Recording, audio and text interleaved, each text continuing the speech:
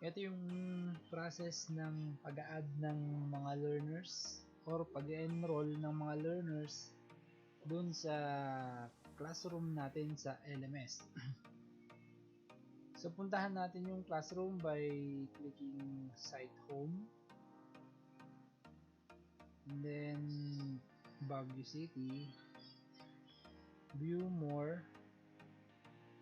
Nasa page 3 si Milan.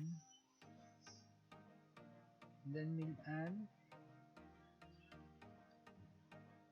Senior High School. Kunwari sa grade 11 classrooms. And then, for example, dito kay Sir Johnny Mar, EIM 11, dito sa naka-ready na yung classroom ni Sir Johnny Mar hanggang week 8. Ready na. So, dito sa left side, nandito yung participants. Ito yung participants. I-click natin si participants. Pag-click kay participants, lalabas si enroll users dito sa bandang kanan. Then, isi-search lang natin yung LRN ng mga bata, no? Example, si Osite. Jeffrey Osite. 136 406 120 005. Yan, pagka na-complete natin yung LRN, makikita natin yung pangalan ng bata. Lalabas dito, i-select natin, make sure na yung kanyang assign role ay student, and then enroll users. Makita natin dito si Jeffrey Osite. Okay, let's add more. Enroll users. I-search natin yung LRN, kunwari si Konza, 136 406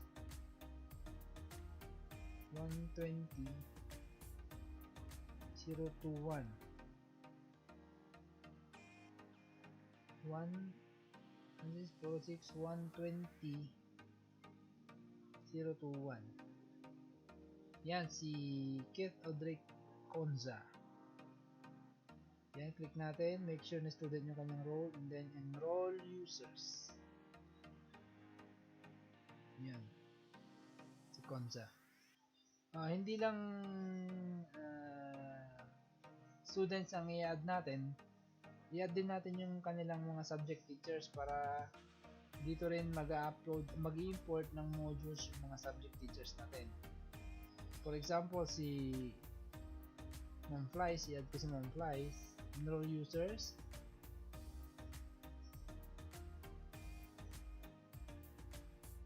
Ito si Ma'am Flies. And then sa assign role, gagawin ko siyang teacher. And then enroll users. Napansin nyo, nandun na si Ma'am Flies. And then, pagka okay na lahat, ito yung magiging itsura ng classroom. Sa labas is hindi lang si advisor ang kasama sa picture, instead lahat ng teachers na involved dito sa classroom na to nandito sa labas.